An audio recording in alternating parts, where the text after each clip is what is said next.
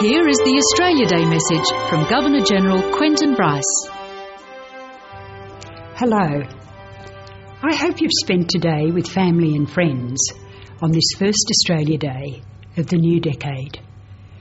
It's a day to celebrate, but I know that for many of you, 2011 has already brought heartache and loss.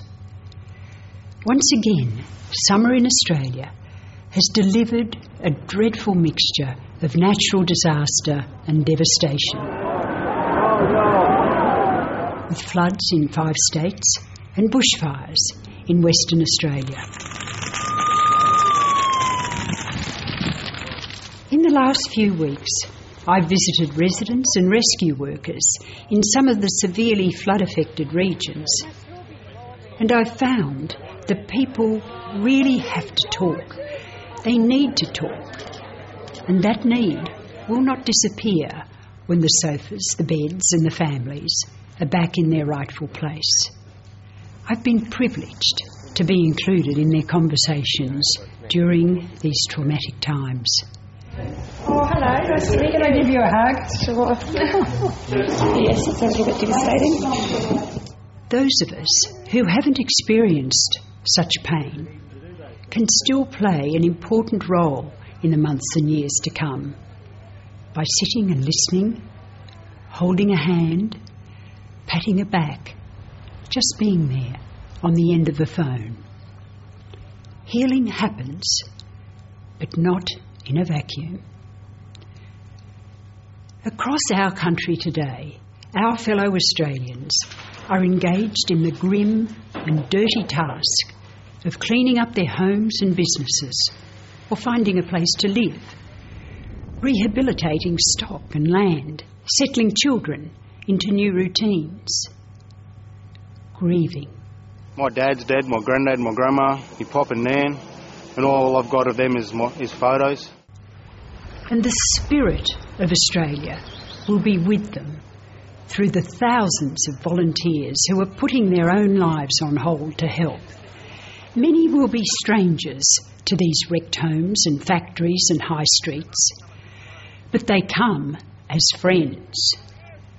For them, Australia Day is probably just a note on the calendar. But what they are doing for their fellow Australians is what our country is really all about. I've got lots of volunteers and everyone's helping me, and I just can't thank people enough. Australia is a broad, ancient land of complex and diverse natural environments.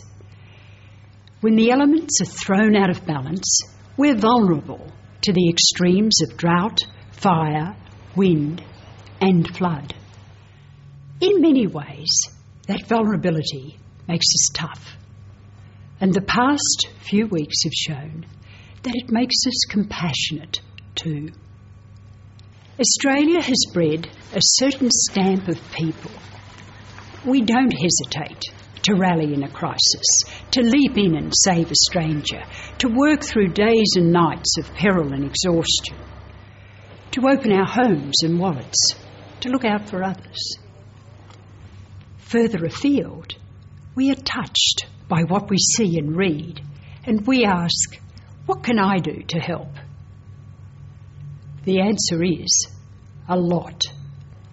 Across the nation, Australians have donated their time, money, goods and homes to perfect strangers.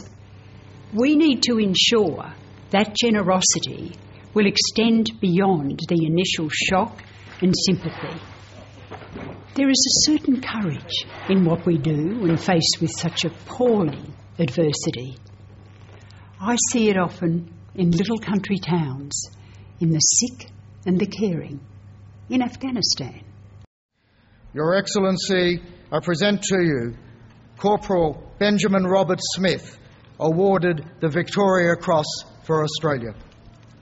And what an honour it is for me to invest you with it, to pin it onto your chest, and to say on behalf of all Australians how proud we are of you, how much you mean to us.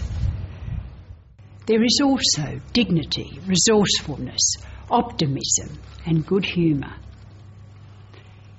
We're a vast mix of people and influences, and yet we each have our own idea of what it means to be an Australian.